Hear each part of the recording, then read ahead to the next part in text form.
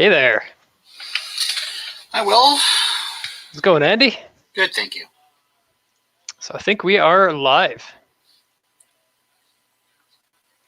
Now remember that there's probably at least a 3-second delay from the YouTube, although I haven't confirmed it. If not more than that, there's a setting to allow you to change how much the delay is, but I haven't played with that because it might be risky, potentially lowering quality when things get hectic. Yeah.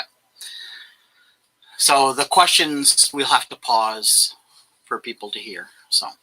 Sure. All right, I'm going to back out to let you do the introduction. Okay. I'm looking to share my screen, Will, and it's not there anymore. Okay, there we are. Okay. Sorry, I was not set on the first screen. Welcome, everyone. I don't know how many people are on the link or whatnot. We'll probably have numbers. This is our monthly meeting of the Edmonton Ruby meetup, YEGRB. We're pleased to have you here. I'm Andy Stachician. The other host is Will Gabriel, who is running it and will actually be presenting today. We love to hear your feedback. We would like to hear if you'd like to present. We'd like to get any information from you that we can, and we encourage anyone to come in and participate, no matter what their level of expertise, if any. You can be, I just bought a Ruby book last week and I'm looking to learn it kind of thing. Maybe you're not even looking to learn the language at all. You're just interested in the tools that we have for doing something. So we're glad to have everyone here. We have a website, YEGRB.com.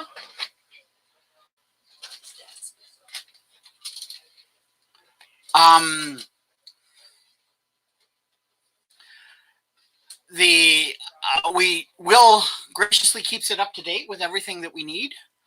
And you can find our recordings from previous presentations, upcoming events, all that sort of stuff there.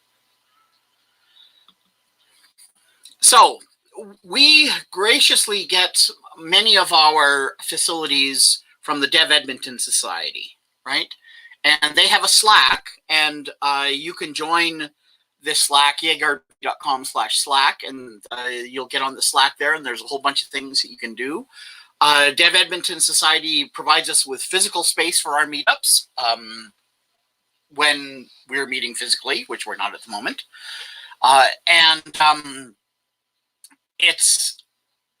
We're very thankful to them, but with being at the Dev Edmonton Society, they have a code of conduct that they ask us to follow, which is very easy. Just be cool to each other. So if anyone wishes to say anything about any complaints or anything, I mean, bring it to us or take it directly to the Dev Edmonton Society about anything that you've encountered. We will police it. We will police it on as best as we can, but we really encourage that you're good to each other. Today, Will is going to be presenting building chatbots in Ruby. So I will be turning it over to him shortly, but we have a couple of housekeeping things that we're going to go through first. First of all, we have news for the month. May is WTF Rails month. If none of you have heard of this, there was a Twitter post by DHH, and I have posted the link to the weblog here. Essentially what it is normally when you submit a bug to Rails, you have to be very, very rigorous. And with some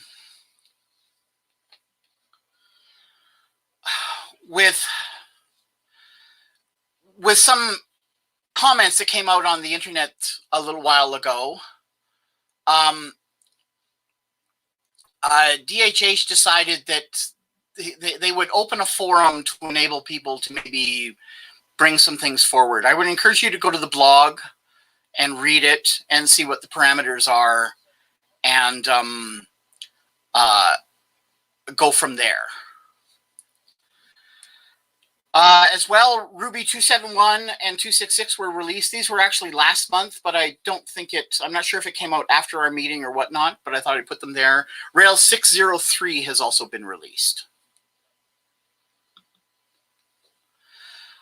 We don't have as much of a live thing, so normally we do an introductions by going around and asking everyone what their name is.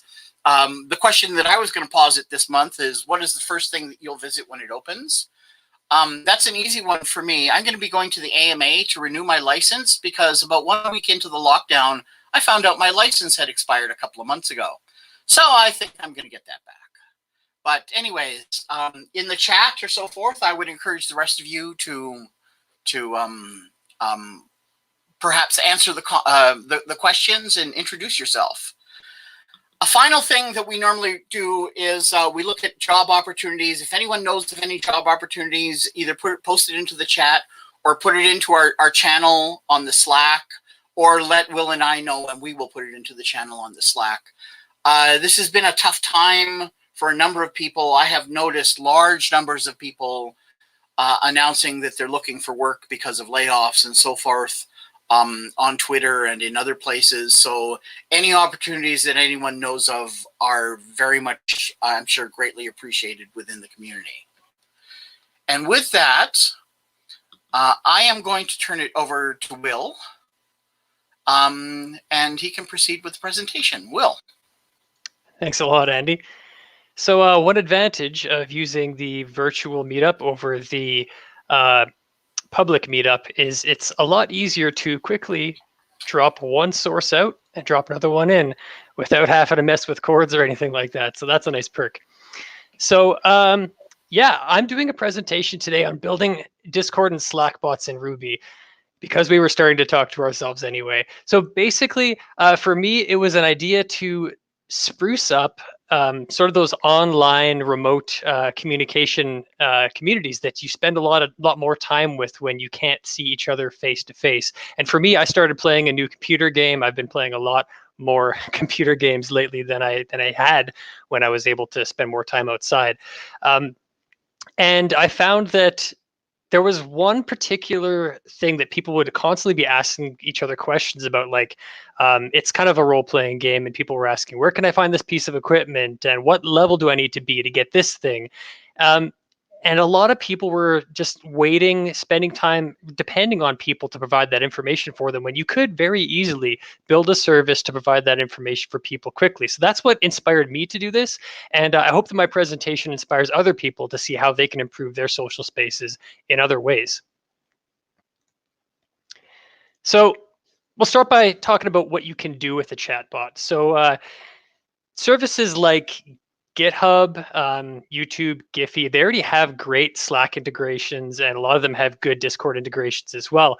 But if your team relies on any tools that don't, why not build the app yourself? There's plenty of tools for you to pull in, and all it takes is a little bit of time and a little bit of imagination on how you can improve things for your groups. So serving useful or entertaining info, that's tied in pretty well with the example that I'm going to show you pretty shortly here. Essentially, you can hook a database up to your bot and use queries sort of as chat commands for your users to ask that bot for information. Games is another interesting thing. Now, text-based role-playing games, I think, can work really well here. And I've seen some pretty cool examples. And you can get really creative with things like having a private chat between you and the bot for your sort of private personal game area, and then a shared room where collective action takes place. And again, I've seen some pretty cool examples of that. And another thing is you could study what people talk about and collect information about that. Now, some people might get a little bit hesitant about the idea of sort of wholesale communications collection. But if you can get over that, there is some pretty cool information that you can start making, pulling cool information from about what people talk about, how, and even like make a formal study about how communication works in online spaces. So that could be pretty cool too. So what do we need to do this?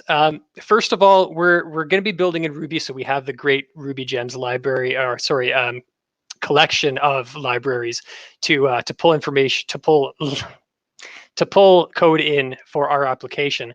So the ones that we're going to focus the most on are Slack Ruby bot and Discord RB. Now you can choose either one of those things to build your app around, and you actually could, as I'm going to show you pretty soon, build an app that uses both of those and just either pick one when you run the application that you want to actually load, or you could use a task runner, for example, like Foreman, to run both of them in parallel and actually just run two different bots off of the same code base. So that could be pretty cool.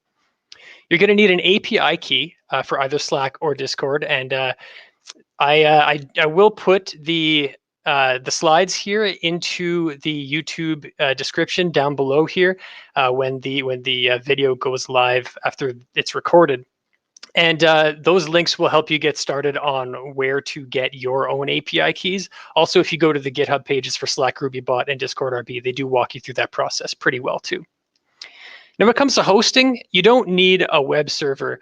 You don't need an app server or a web server like Puma and Nginx to serve pages individually to your users, because you're having the app talk directly to these Slack and Discord APIs. So all you really need is a computer that can run Ruby and an internet connection.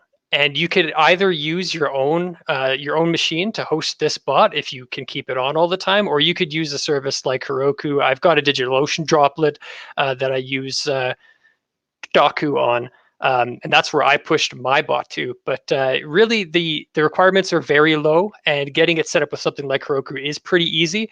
You do have to keep in mind, if you're on a free plan with Heroku, they do shut your app off after about 30 minutes of inactivity, and you'd have to either run a script to keep it awake or manually turn it on every time that you want to use it, which is a little bit of a pain. So optionally, we could use a database. And the really cool part about using Ruby for a project like this is we can use some of the gems that are part of the Rails framework without using Rails itself. For example, Active Record is very helpful in helping us talk to our database and easily collect and combine information. So we can use the Active Record gem. And when we use that without Rails, we're going to need something to create our migrations, which we use standalone migrations for. And you'll need a database, of course, and the gem for it, like PG or MySQL. Any other API sources that you want to bring in, if you want to connect to the YouTube API, the GitHub API, any public service that has a public API, you could connect to and use that to enhance and enrich your own bot. And if you want, you could build a full Rails project out of it. There's no reason why you couldn't. You could integrate into a website or a web application if you have one, and have it trade information back and forth between your chat community and your online community, your web community. So this is basically a walkthrough of what happens when you run your Discord or Slack bot. First of all, it takes the API token that you provided it and authenticates with Slack or Discord. And that's kind of, instead of it having its own individual user account, it connects in this way and appears in your channel as if it's a person. The bot joins your channel by invite. And while it's running, it's actually listening to all of those text messages that get sent through the chat program. And you have a chance to, when it receives a message, take a look at what it is, parse it, do whatever you want, and respond to it with any kind of information, any mutation. You could just take all of the text that people send in and type it back in Pig Latin if you want. But you could really, the sky's the limit, and the only limit is your imagination. So here's a quick example. This here for the Slack bot itself is a self-contained and fully complete Slack bot. So this class, all it has to do is provide any code blocks that will, when the messages come in, check them, do any transformations, and make any response. So here we're using a match for the regular expression community, case insensitive, taking in the client data and match parameters into this block. And if we have a match with community, it'll send the text, 6 seasons and a movie. And if you have the Giphy integration that is supported by the Slack Ruby bot, it'll also send a Troy and Abed GIF. And if anyone doesn't get that reference, you're hugely missing out. And where have you been, by the way? But yeah, that's really all it takes. You just start the bot. There are different types of bots that you could provide, whether it's a command bot, whether it's something you have to directly talk to and ask for information, or whether it's actually seeking the text for specific matches. And really from there, you can sort of do whatever you want with that information. I'm going to break this down really quickly. So the client is information about the connection. That's you, or your bot rather, and the chat system itself. The data is anything about the message, so where it was said, who it was said by, and anything like that. And the match is your actual string that you're catching from the user, and you can kind of parse that and spit it back out if you want, or use it in any way, store it to your database.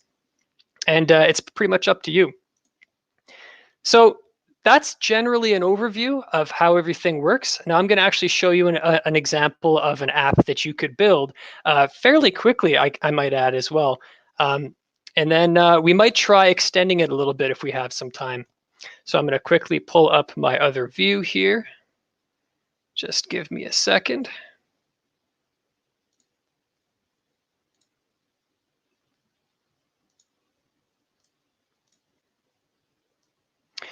So keep in mind, this is meant to be very beginner friendly, and I want to help encourage people to do interesting things on their own. So if there's anything you need a little bit of time to digest or need a little bit more explanation about, just ask in the chat. It's hard for me to keep an eye on it, but I'm sure Andy will be keeping a look. And if there are any questions that he needs to relay to me, please feel free. I'm here to make this easy for you.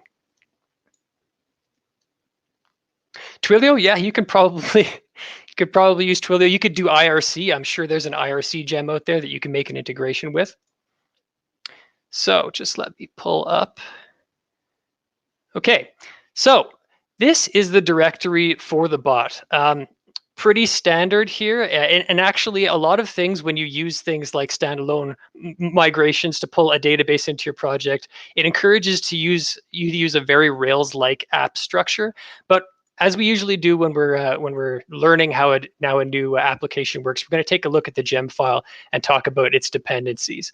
So here I've got Active Record. As I mentioned, I'm going to be connecting to an Active Record service to grab information from my users. Now, we've got the Discord RB and the Slack Ruby bot gems, both, which can be toggled back and forth from, depending on which one we want to run. And then the async WebSocket, that's part of the Slack Ruby bot dependencies. Now, I don't know why it doesn't get pulled in automatically when you include Slack Ruby bot, but that's there for that. And then we have Postgres and standalone migrations, again, to support our database side of things. And there's one more gem here that isn't required, but I want to actually give a quick shout out to, and that is Creek. What that does and why I needed it is for the game that I was building this bot for, there was a lot of information that the community had put together and put into a spreadsheet, an Excel spreadsheet that I wanted to be able to use in my app. And you can actually very easily use this gem Creek to read through the spreadsheet line by line in order for you to populate your own database. So I actually just wrote a quick and dirty script here, this parse RB, and it's not the cleanest code just because I only needed to run it once and then I never need it again. But basically what it does is loads, parses, and puts together all of the information to fill the database with all the information that there was in this game about all of the equipment that you could get. So that was the gem file. We're going to talk about the rake file real quick. Now, this is the standalone migrations rake tasks, which we get provided to us with that standalone migrations gem. And also, I just wrote a quick task for running the app altogether. So you just type rake in the console and it runs the app however you've configured it. Finally, we have the proc file. If you're going to be hosting on Heroku, it's basically just, this is how you treat my application. And this is sort of its signal for what type of application it is. When you say web task rake, that basically tells it this is a Ruby app, treat it like a Ruby app, so that when you push it up, it'll act as properly. So we're going to talk about the database briefly. This is the spreadsheet that I pulled the database from. So when you use standalone migrations, it actually makes migrations that look just like Rails migrations. In fact, they're practically identical. We've got creating a table. Here's the list of all of our columns. We've got the types, and we've got that for both the weapons and for the accessories. So I do refer to the schema every once in a while when I'm putting my my queries together, so I know what's available to me and sort of how it's formatted. But I do try and follow a pretty typical standard. Everything's in lowercase, single words if possible, and when there are abbreviations, try to be as consistent as you can. So the lib folder here is split into 3 subfolders and the dragonbot.rb file.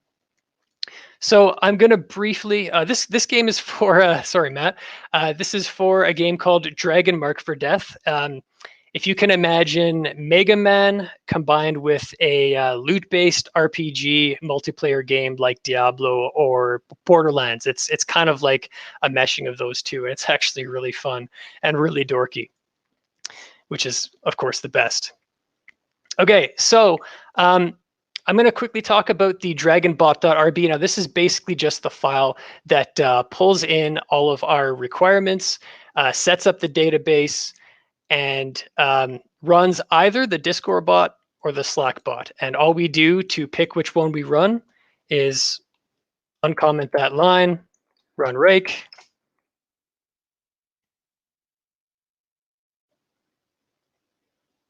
and we do get some warnings, and that is because some of the gems require older versions of, for example, active record that don't quite follow the upcoming Ruby 3.0 conventions. So it's going to complain about that.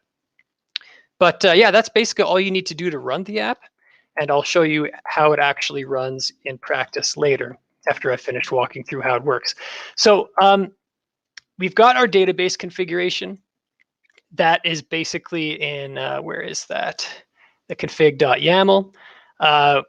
Doing some pretty standard and maybe not crazy safe stuff here, but we've got the database URL in production. The username is going to be the name of the app. And the database itself is Dragonbot production. In development, it's pretty much the same, but development. We're going to make a connection with active record, and we're using that .env environment file, which I'll show you a quick example of, to pick which environment we're in. And then this basically just loads the individual bots, the helpers, and the models. So the core of the app is actually sort of code that we didn't have to write because Active Record is so helpful for us there. So the models and how that talks to the database is all pretty much taken care of by these super thin, super minimal files here. We just, we pull in some helpers, which I'll explain a little bit in a moment. We define our individual classes, and that's pretty much all there is to it. There's not a lot of conversation to this database. We're only really pulling information from it because people aren't adding stuff individually. Now, these classes might get a little bit more complicated when we get to that. But for the most part, very, very basic, just describes this is an active record item.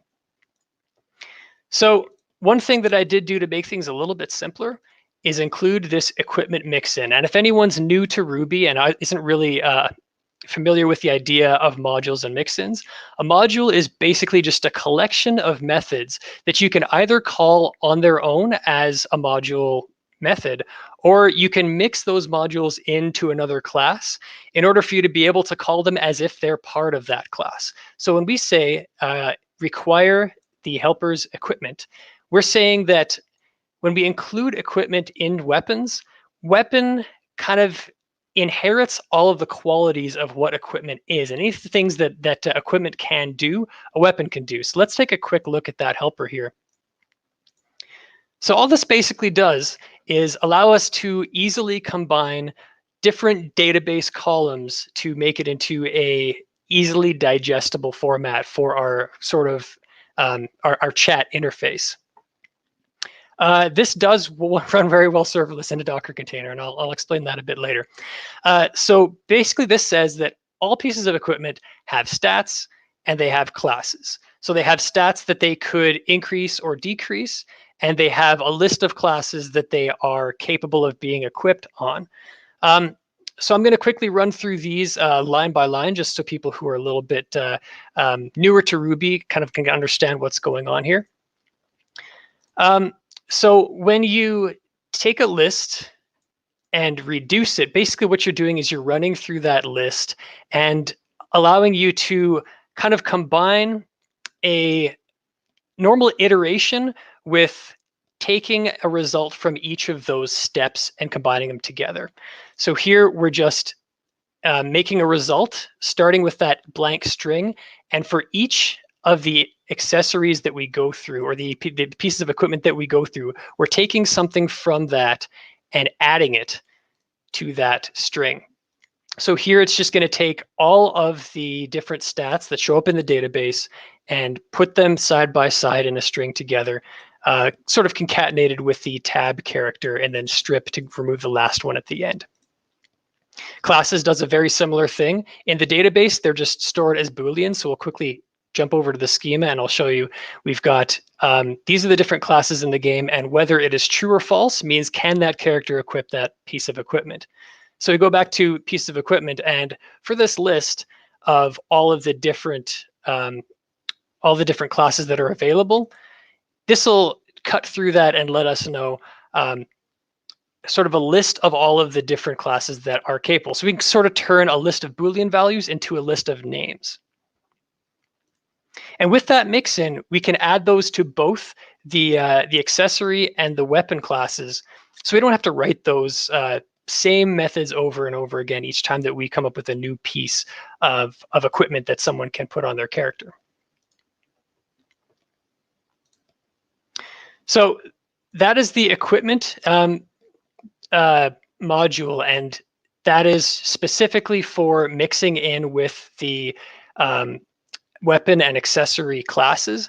But we also have format, and this here is mostly just to help us combine all of the individual lines of information about a piece of equipment and make it into a block of text that our bot can actually send to the user.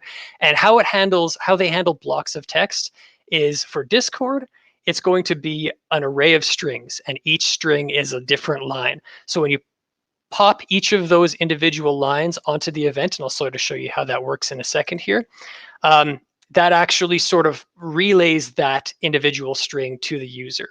And in a block of in a response block, you're going to be popping or pushing things onto that event array over and over again until you're finished sending your message.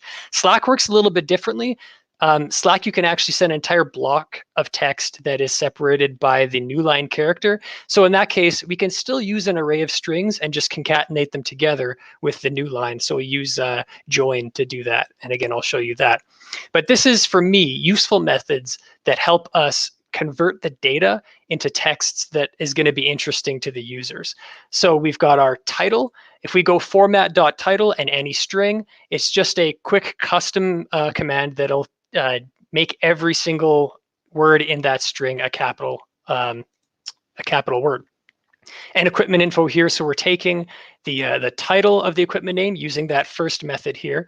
The required level, so the equipment.level. And now this is sort of going to be, in the case of those individual weapons or accessories, going to be weapon.name or accessory.name, accessory.level. It's going to give you the list of classes that can equip that piece, the stats, and that is actually going to be from our equipment helper there. And if the piece of equipment has an element, it's going to give you that, and if it has bonuses, it's going to give you that as well. So those are basically the core of the application. All of the logic of what needs to be done, how to do it, and anything that needs to be calculated, put together is done separated away from the sort of interface layer. And we want to keep the interface layer when we're talking to Discord or talking to Slack as light as possible so that we can reuse that code in either side. But now that we've gone through kind of like the heart, we'll go to the skin and how we actually present that information to the users. So we'll start with the Discord bot here, which I actually have running live, and I can show you an example of running after I run through what exactly it's meant to do. So we inherit from the Discord RB commands command bot. And there's different types of bots depending on what you actually want to do. And in this case, we want to just listen for specific commands and respond accordingly according to those specific commands. So this isn't going to be like a sort of reading all of the text and spitting back answers when it finds something it wants to respond to kind of bot. This is going to be, we define a prefix, we make a list of commands, and anytime that prefix is followed by one of those commands, it'll give the appropriate response. So here we have, when we initialize the bot, we have to pass it a prefix, which is that sort of signal that the user is trying to talk to the bot right now. When we run the run command, it just sets up all these commands by running through each of these individual blocks to sort of add it to the combination of commands that are available to the bot. And this is a full example command. So when we pass the symbol weapon here, that's saying that that's the word that we're kind of having it listen to after that exclamation point prefix. So if someone types exclamation point weapon, this command knows my time to shine. So if they just type exclamation point weapon without any text afterward, they're just going to get this response back because arguments, which is anything that they put after the command, that's sort of like the variable that they're passing to us, doesn't have anything in it. So we in this case are going to interpret them as, I don't know how to use this. How do I use this? It's going to take the arguments there afterward and combine all of them together, lowercase, because we don't want to trust that the user is not going to use uppercase or mixed case. We want to make sure that we're going to match what they meant to say with what we actually have in the database. We're going to combine that together and use Active Directory, that weapon class, to find a matching object with the same name. If they find it, we use that really cool format command that we made before in the format mixin to return the title or any further equipment information if we actually do find that weapon in our database. So as I mentioned before, the way that you talk to a Discord server and the way you talk to a Slack server are a little bit different. For Discord, we use this event object. Now, similar to the case of the Slack, where we do have that data parameter that gets passed in, event is very much the same sort of thing, where it's information about who said what, where they said it, and the time that they said it. But it is also our interface in this case. It's sort of like our client connection, like client is in the Slack side. So when we want to send a message, what we do is we push that string to the event, and it interprets that, us storing something in that array, as I want this to go out to the user. So you can do it any old place in your command, in your command block. It could you could do it multiple times. You could do it right at the end.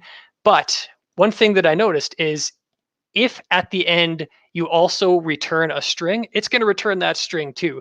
So I return nil at the end just to be like, no, I'm done. Stop listening to me.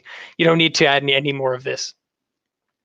So the weapon command and the accessory command are pretty much the exact same thing, and they work practically the same in the Discord bot and the Slack bot. So I'm going to go and jump over and show you the corresponding Slack command for that weapon. So as I said, works pretty much the same way, but we're dealing with different parameters and a different interface. We have the client, which in this case is our connection. We have the data, which is anything that we want to know, and the match, which is our input string, more or less. So just the same as before, we're going to find our Active Directory object. If it doesn't exist, here's how you communicate on the Slack side. Instead of pushing onto an array, you're going to use client.say. That's in the client connection. I want to say this. And you list the channel and the text. So interestingly, with the Slack bot, and you might be able to do this with the Discord bot as well, but I haven't found out how to do that yet. You can actually decide to send a response in a different channel than you actually receive the message from. You could, for example, send someone a private message in response to the public message that they sent you in a certain channel to keep things sort of tighter together and not clutter up the chat. You could also use threaded messages, for example, if you wish. So that is pretty much it for how the bot works altogether. And I'm going to give a quick demonstration of the bot running, and then we're going to try adding a little bit of extra to it together. So let's go ahead and switch windows here.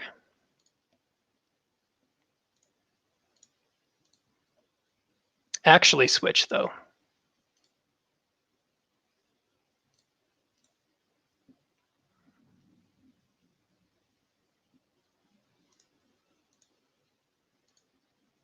Okay, so as I mentioned, I do have this running in a Doku instance right now. So people were asking in the chat if it's something that you can easily run on a serverless service.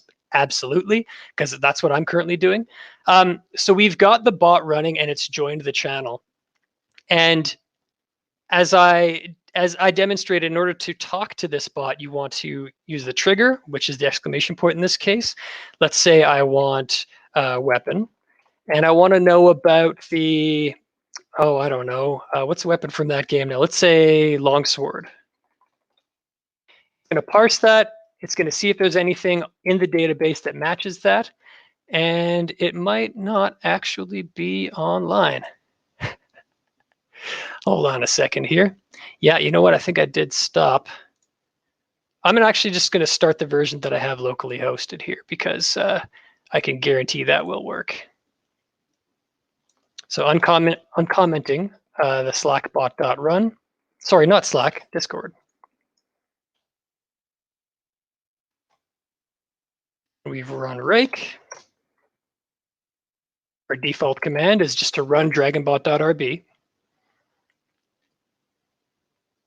And now it should be on our channel.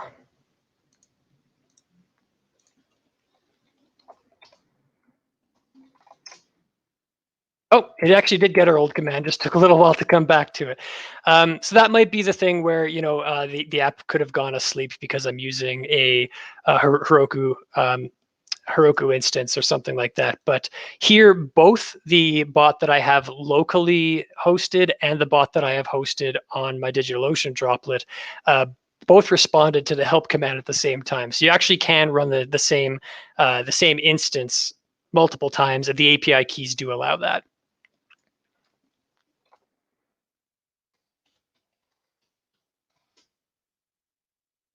And now they are both responding. So now that you've seen what the actual result looks like, we can quickly dissect how that is happening. Again, I have to switch windows. This is a little slower to switch windows than I was hoping it'd be.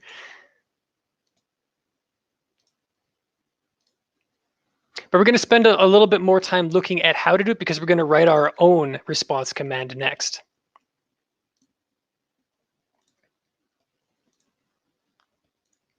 So sort of from beginning to end, when the Discord bot gets the command, it checks if the arguments are empty. If not, it tells you how to use the command.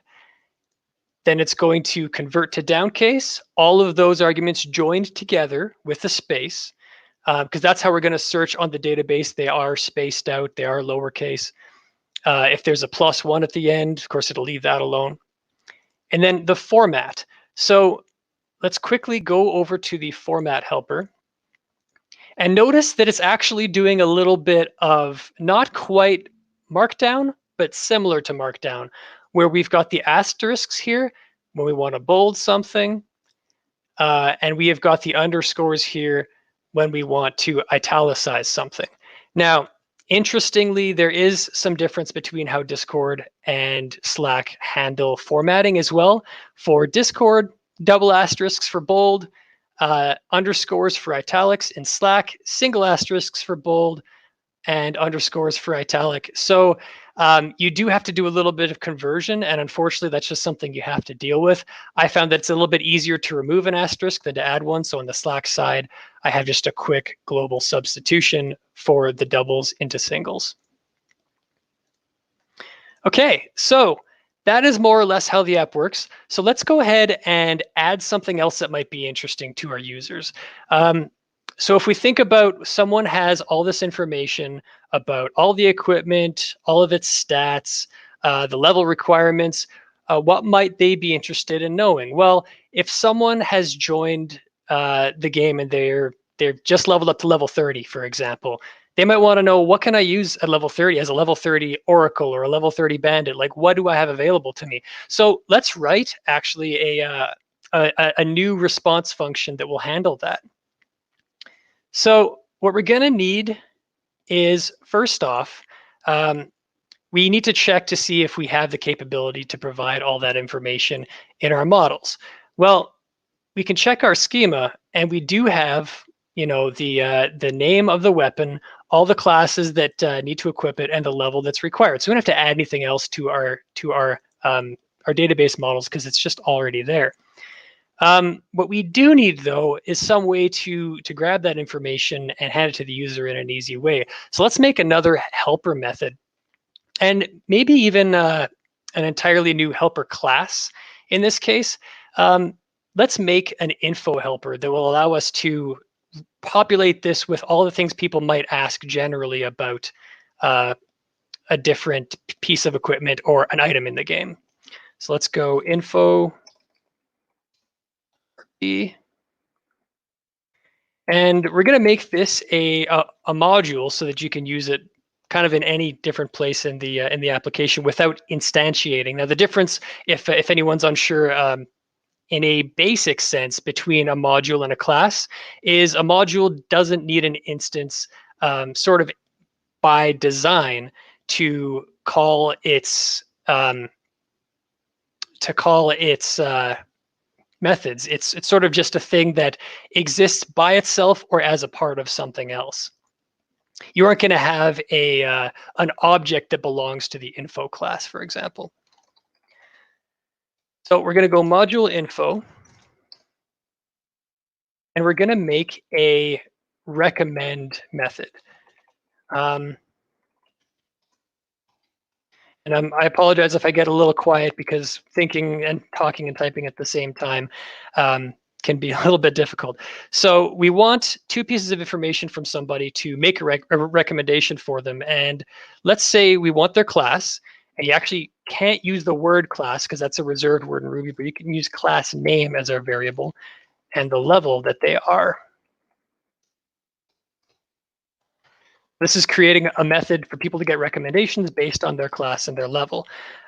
We want to respond with an array of strings, as we normally do, because in Discord, we're going to pop those onto their event. And in Slack, we're going to combine them all together with a new line characters. So an array of strings is really the easiest way to handle passing information to that front layer. So we're going to define a array. We're going to First, we're going to look for any weapons that someone can equip at that level. So we're going to go weapons equals, let's see, weapon where, class name. Now, if we want to use a variable as a symbol, as the name of the column in the database that they're searching for, we're going to need to use the hash rocket syntax. So class name downcase is true. So where the class name for that weapon is present, we will go true. And we can just pass the level is level. We'll do the same thing for accessories. And just quickly and easily copy that down. their class name, just making sure that everything still works the same. So if we don't find any, say someone says, what can I use as a level 99 troubadour, which doesn't exist in the game? We're not going to get any results in these queries. And we want to tell them that. We want to tell them something that's going to help them. So we're going to say, unless there are weapons or accessories, that's kind of like saying, if there are not weapons and accessories both. I know some people can have difficulty with the unless syntax unless they're used to it. You'll return, again, in an array, because we're expecting an array, we're going to provide an array. No recommendations.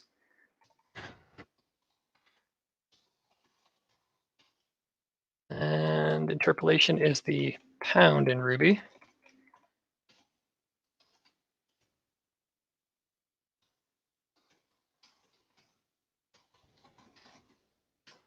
We're just providing them an easy and friendly message that, like, hey, maybe there's something wrong there.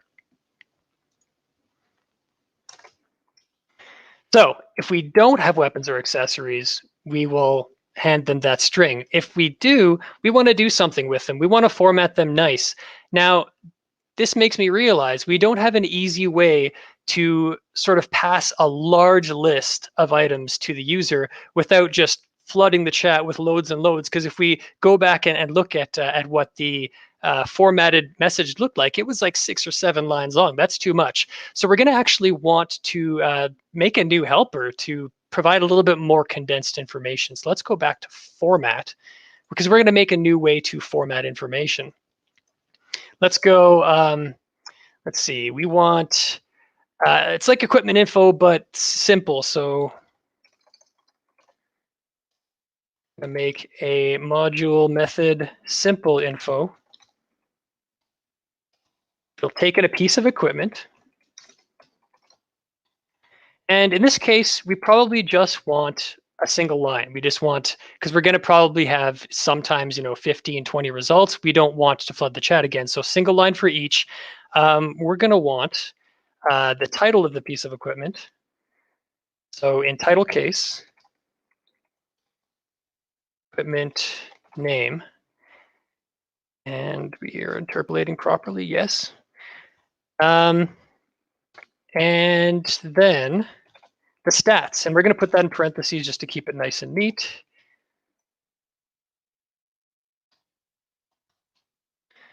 And in this case, with our normal formatting string, they're tab separated, and we want to actually replace those with spaces to tighten it up a little bit. Fitting a lot of tabs onto one line might be difficult. So we're going to do a quick gsub here. Let's see, when you gsub, you do need to use double quotes for the literal tab character, and just replace that with a space. And is that all we're going to need? We've got the name, we've got the stats, and if we look at the equipment info, bonuses. Do we want to talk about bonuses? Probably not in full detail, but we can kind of have a string there.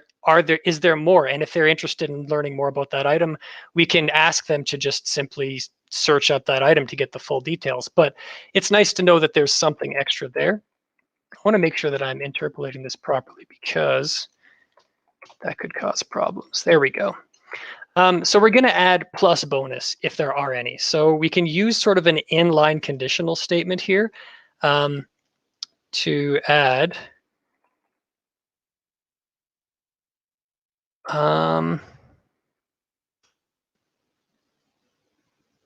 plus bonus, let's say, unless equip bonus empty.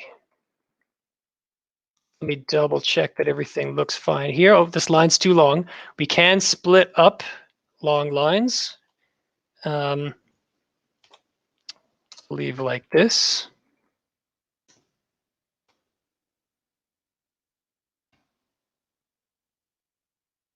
And Rubocop has stopped complaining. Perfect. So that's going to give us just a quick, here's the name of the weapon, here's what it gives you, and does it have a bonus? And if people want to learn more, they can use the weapon command. So we've got that nice helper for us. So we can go ahead and start actually pulling together what we grab from our weapons list. So if there are weapons, now what are we going to want to do? If there are weapons, we're going to want to add to that array of strings. So that info is our array, and we're going to have a quick header here, weapons. And for each,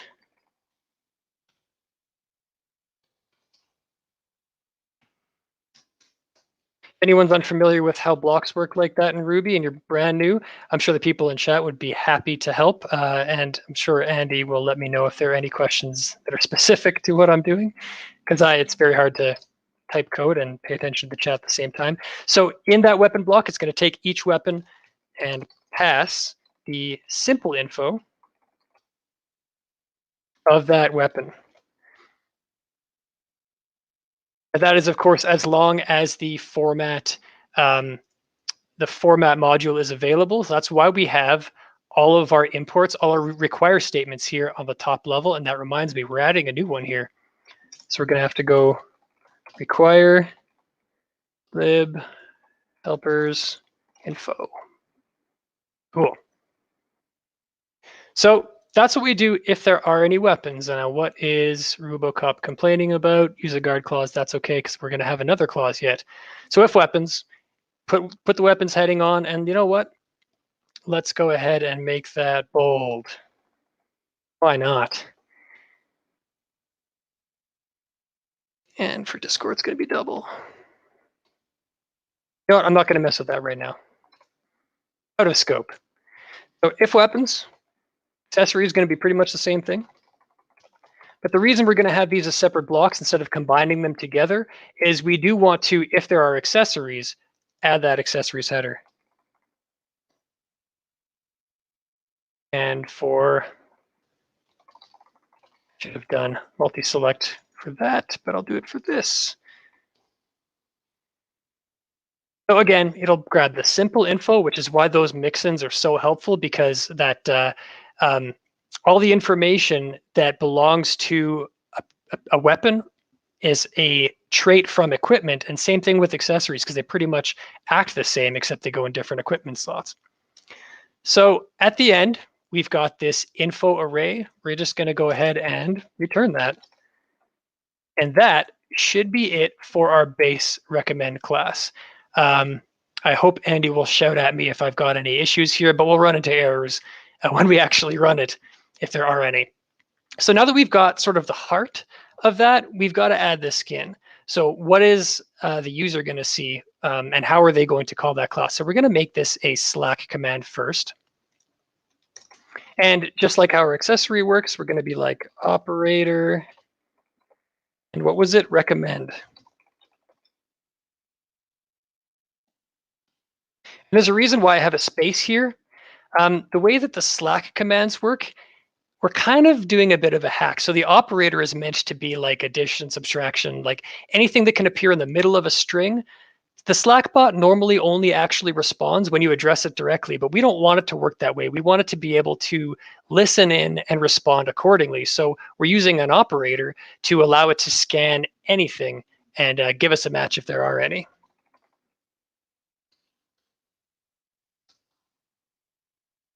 So we're going to make the input. You know, I hadn't decided what to do with this yet. So before, maybe we should write the help command. Give us a bit of guidance here. Usually when you think about how a user is going to use something, it helps you sort of determine how you should design it from their perspective. So we're going to recommend, I'm going to ask them for a class, for a level.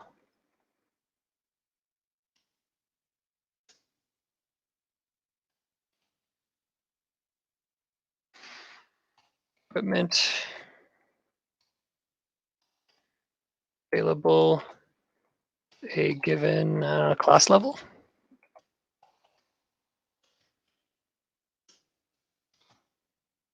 Cool. So now we kind of understand how they're going to use it. We can start thinking about what we need to do about it. So we're going to have the match, and we're going to want to split that up into a class name. I believe this is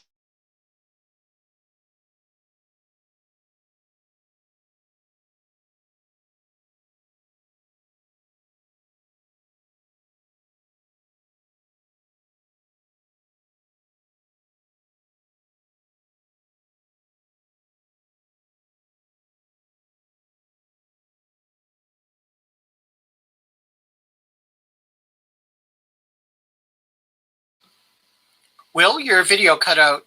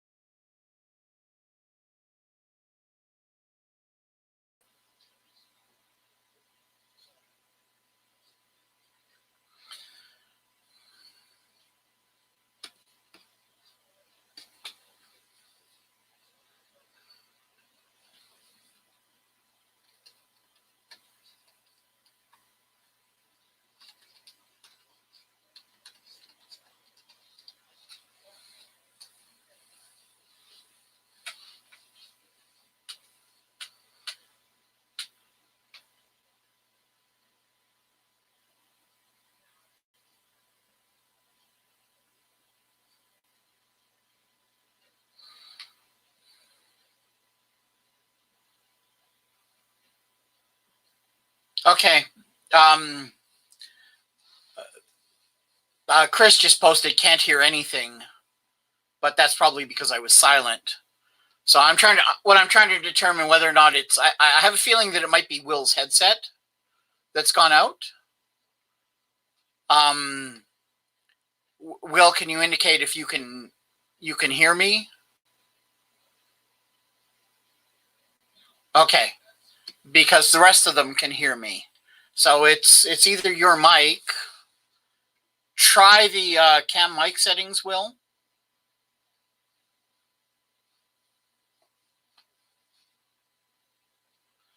Thanks, Chris.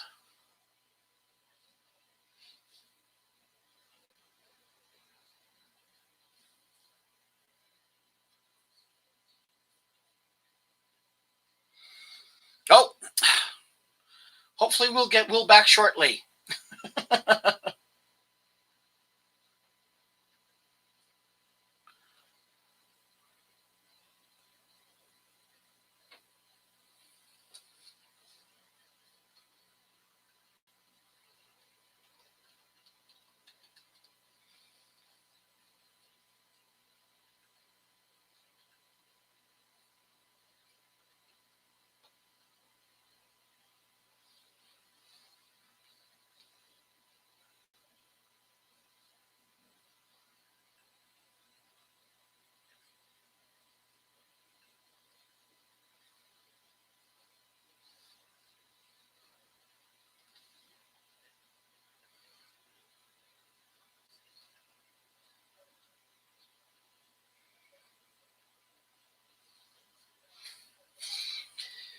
Indeed, Matthew, you should try a Slack bot. You should build all the things.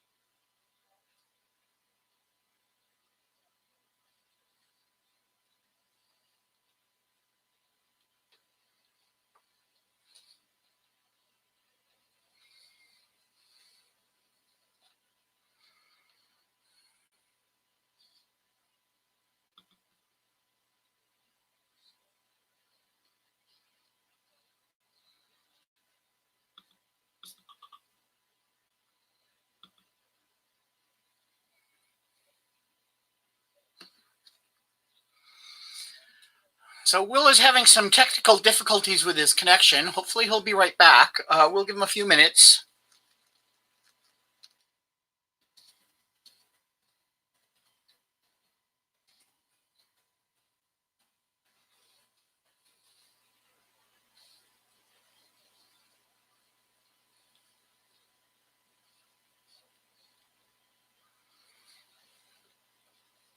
Okay, can you hear me?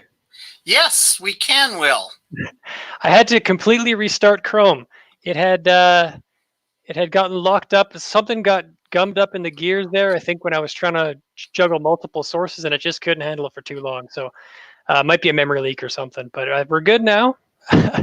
What computer are you running on? Well, I'm running on a 7-year-old tower running Manjaro Linux. You think that might have anything to do with it? No, it has nothing to do with it. Okay, so I'm going to get my screen back and ready. When I have to get back into a browser window, I'm going to have to go through this again because all of my windows closed, all my tabs closed. But okay, so when we last talked, what we were doing is attempting to create sort of a basic recommendation engine for people to provide what class they're playing as and the level that they're at and what can I use at this level, or like maybe they're just about to hit level 65 and about 20 more hours of gameplay from level 64 and they just want to know like what can I look forward to then. So what we're doing is we're destructuring here our match expression parameter. Oops, we don't want to delete that. Into our the first variable there, the first argument after the recommend command is going to be the class name and then the level.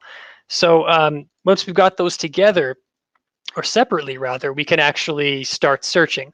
So if we have both, we can go ahead and proceed. And we'll deal with the negative case afterward. And level. Let's do the else. This is going to be both. I don't have my snippets set up to make this quick and easy. So we're going to basically take a recommendation from our simple info and combine that into the response and then push that forward to the user. So we're going to use info recommend, which as we just built, passes us an array of strings of all of the listed recommended items. And it wants, just like we did, the class name and level. We're going to join that, because this is Slack, not Discord, with the new line character. And we're going to, because this is Slack, substitute the, actually could write a convenience method for that, probably should. Change out the double asterisks for single asterisks. So I should make like a Slackify and a Discordify just off of the base string, maybe with some markdown. That's too long, says you. Let's just multi-line that sucker.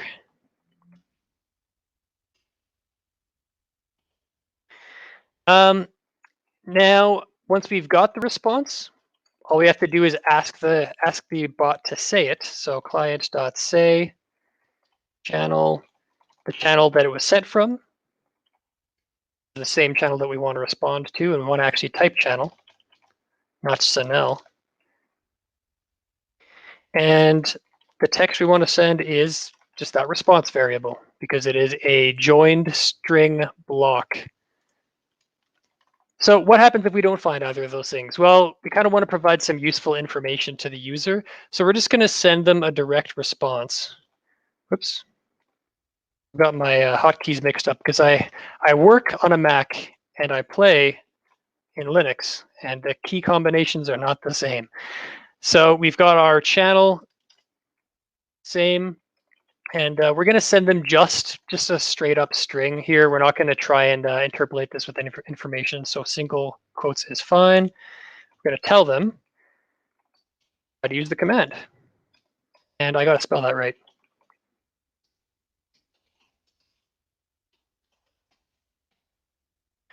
So we have, going back to where we started here, we have our info module, which provides us that recommend function that we just built, where it takes all of the weapons and all the accessories that match our parameters, which is the list of classes and the list of, and the level. And then if we don't early exit on none of those exist, we add the list of simple info of each of those things. And remember, the simple info is that nice little convenience method that we built here. And this doesn't look right to me, the syntax highlighting, but I'm going to trust it until we actually run a trial by fire. And then once we got that, we just hand that in as the response, and we should be good to go. So that really should be all we need to add another feature to our bot. So let's actually just go and make sure that it works. We've got that new helper. We're going to turn off Discord because we didn't write the Discord version of that command, not yet. I'll do that later. So we just got to do slackbot.run. And since running through this file is in our default rake task, we're just going to go rake, and that should run our Slack bot. I'm going to, while that's loading, open my Slack instance in another window because I had to close it to get the stream working again.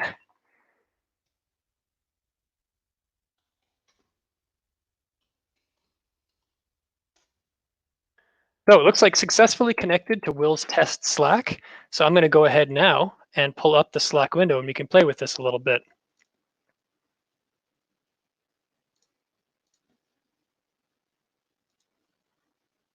Application window, Slack, boom. So I just started up a empty Slack channel for this. So all you would need to do is authorize your app through the Slack API. So that's all available through the development portal.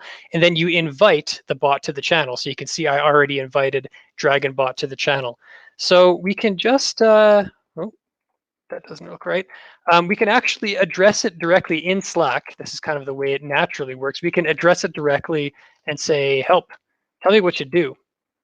And it'll list all of the commands that we have available. And those are the ones that we defined earlier. So this recommend one is the one that we just built. So let's say I am, fingers crossed that this works because I haven't tried this live yet. Recommend, let's see, warrior level 40. Oh, it did not work. So I've got a problem here. Something did not go in right.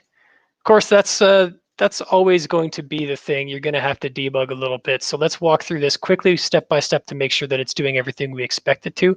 Unfortunately, with the Slack version of the bot, the way that their logging works by default is it's very super verbose, but it takes it over completely. You can't just simply print directly to the console like you can with the Discord bot. So actually, it's probably a better idea when you're building both to test things in the Discord bot first and then port things over to Slack once you're sure that the stuff behind the method is working.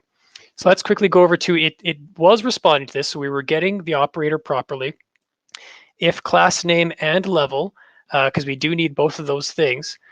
We're doing our expression or our assignment properly because that's going to be a array. But you know what we're going to do a quick debug? We're actually going to send a message back. We're going to respond directly with what the class name and level are. So in the channel, the text is going to be, let's do an interpolated string. Let's do CN. That's going to be class name. And level is just going to be L. Often the first step of debugging is just knowing what you're working with. So what variables are we getting? And once we've confirmed that we have what we think we have, we can go ahead and move forward. So I'm restarting the bot. Oh, sorry, I didn't actually, I didn't write any of that in the visible chat because I have the other window open. I apologize for that. So I did just reboot the bot. And let's say Oracle 25. Okay, so we do have properly here the text that we were expecting as didn't actually come through.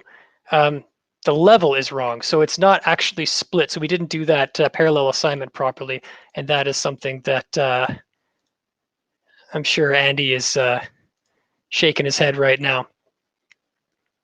So let me actually switch screens back real quick so people actually know what I'm doing and don't copy the mistake instead of the fix. Sorry, Will, I missed it. You missed it. Okay, so the reason why this didn't work is because we don't have an array yet. We just have the match expression, so we have to split it first to be able to assign it in parallel. So there's our debugging for us. And now we will stop the app and run it again with our rake command. And I'm not going to swap screens because all I'm going to do right now is just make sure that I'm getting the input that I'm expecting.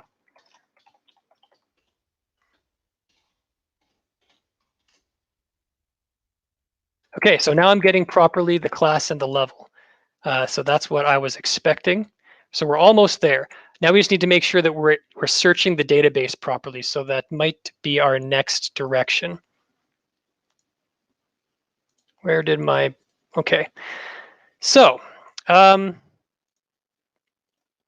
what are we doing next? If there is a class name and a level, we should go into the next block. And if not, then we go into the else block, which is the try recommended class. So I'm going to quickly check my chat to see if I got that second message. And no, I didn't. So it is properly actually asking the it's getting into this block for the next step.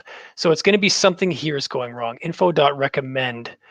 Recommend, did I spell recommend right? That's a question. So we've got the info module, we've got recommend. We're in the Slack bot. Just going through my head real quick, did we do our import? Because is info available? It would complain, I believe, but it probably wouldn't tell us in the console, because as I said, the Slack bot is a little bit rude with what it'll do to your console. It kind of takes over completely. So we do have that require helpers info. So that should be available to our Slack bot, our slack.rb. Recommend class name level. Recommend class name level. Is something going wrong here? Rubocop is complaining about the line length. That's not important right now. Everything is properly closed. We've got the module def self recommend. So I want to just make sure right here that it is getting. So here's an interesting troubleshooting step. We're going to skip the bot altogether, and we're going to run this in IRB.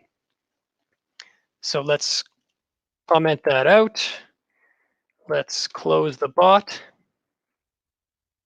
And I don't have the chat open, but if anyone sees where I went wrong, let Andy know, and I'm sure he'll share it with me. So we're going to run an interactive Ruby session, and we're going to require, let's see.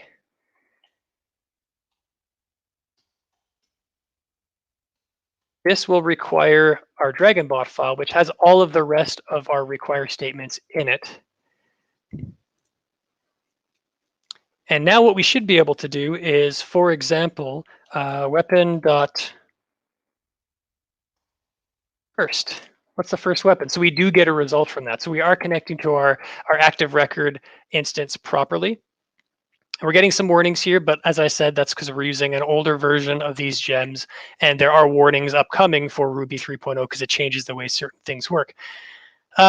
So we do know that it's working. We're actually getting the proper information for what would be the first weapon in the database. So what we can do now is we also have info. So we can directly ask, let's see, info, oops, I'm not typing up there. Info.recommend, and let's say Shinobi and level 20. What can you get for me? Aha, we have a problem. Uninitialized constant info accessories. That's why. And that's why we were having a problem, because it's accessory. We pluralized our class, and that we shouldn't have. So in Active Directory, your classes are always going to be, this describes a weapon. This describes a accessory. So you're not going to call accessories when you're looking for an accessory or a list of accessories. You're going to look for accessory. And that was our problem. So that should be good now. Let's actually just exit, try requiring all that to run it and see, just to make sure that it works properly before we do it live. There we go, we got it. So this is all the information that we want to be able to pass to our Slack bot.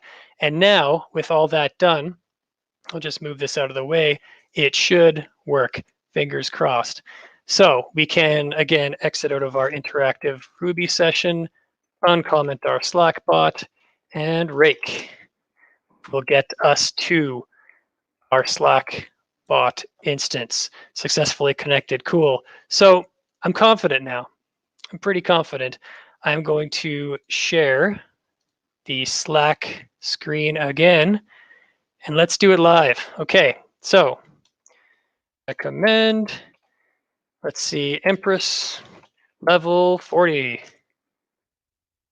Perfect, that's exactly what we were looking for. So it gives us, as I mentioned, those are gonna be arrays of strings that get added together, the weapons, all the weapons that I could potentially use at level 40 and all the accessories. Now we could do some better formatting because it doesn't look great. I've got obviously some poor interpolation because I'm missing a parenthesis, and this bonus, as we wanted, only appears after weapons that have them, not on weapons and accessories that don't. So yeah, that's pretty much how it works. That's a demonstration of how to add new features to it, and basically all we have to worry about from this point is how we're going to host it. We could, like I showed you right now, just host it on our local computers, or you could, if you want, host it on a DigitalOcean droplet or any server, really, like I said, that has an internet connection so it can reach out to those APIs, or it has a Ruby interpreter. So one thing that is probably the easiest for most people to use is Heroku. So that's why, like I said, way off at the top, we have this proc file, which tells it or kind of gives it a hint that, hey, this is a Ruby file. So if we wanted to create a Heroku app, we just install the Heroku CLI and go Heroku create. And it's going to, from the folder that it is currently in, look around. What do I see here? Okay. We do have those environment variables, which is where we're going to be storing our Discord token, our Slack API token, and our Ruby environment. So from here, we would go Heroku config add, I believe it is, the name of the environment. So it would be Ruby env equals production, let's say. You would add your API tokens and what environment you want it to run in. And then from there, we should have Git remotes. So let's see our list, verbose, and we do have Heroku there. So we can go git push. Oh, fortunately, we want to commit because we want to commit all the changes we just made. Git add commit, add recommendations. Cool, and now we go git push Heroku master. And when it pushes, sort of Heroku is going to run a lot of checks against the application that you pushed up. And it found that there are hints there that it is a Ruby project. It sees the gem file, it sees the proc file with the rake task there. And it's going to start installing all the dependencies. It's going to run our bundle install. It's going to basically get the app ready. And once we have everything pushed there, it's going to be pretty much ready to go. We do have to think about migrating the database over. So there is a quick README in the repository for this project, which is just underneath the YouTube channel window, that you can go through a quick how to set up the database that I exported. So you can play around with this information yourself and give it a try. If not, you can just use the skeleton of the project and add whatever data to it you want or start from scratch. World's your oyster. So that's pretty much all that I had to show. I apologize for having my Slack window showing and not my Andy asleep at the wheel. Instead of having my console where I was typing all those Heroku commands. But being the person who has to both change and run the sources is a little bit funny. But that's pretty much it for the presentation. Does anyone have any questions? I'll be keeping an eye on the chat now. I had to close it, unfortunately, because my world ended. But let's go to YouTube. I don't need to open. I'm not sure you want to run YouTube on the live stream while you're... You can, just to get the chats. I usually pop... can, but it's going to be a link and it's just going to confuse people. Yeah, I'm just popping the chat window up so I can respond if anyone is asking any questions. Yeah, so if anyone... I haven't seen anything yet. No? Okay, cool. Yeah, so if anyone does want to know a little bit more about the project, like I said, I do have the repository listed below this window. And if anyone has any questions they'd like to ask personally, I am on the Dev Edmonton Slack, and so is Andy and a bunch of other helpful people. So hope to see you there, and I guess that's it for this month. If anyone would like to follow up, if anyone's got something cool that they want to show off, that they'd spent a little bit of time on, or something they just want to learn and teach themselves, gives them an excuse to spend the time on a project, then please let us know. We would love to showcase anything cool or anything interesting. Now, one more thing, just so that everyone's aware, our next meetup is scheduled for June 6th. I haven't spoken to Will about whether or not we'll continue right through the summer or not. Mm-hmm. I know in the past that we have. we'll evaluate it for this year. Yeah. But we're looking for presenters. So if you have anything that you're interested in presenting, please contact either of us or both or somebody else, and they'll contact us. Just find a way to get us the message, carrier pigeon, it doesn't matter. You know, we look forward to getting any comments. Yeah. Well said, Andy. And thanks again. See you next time.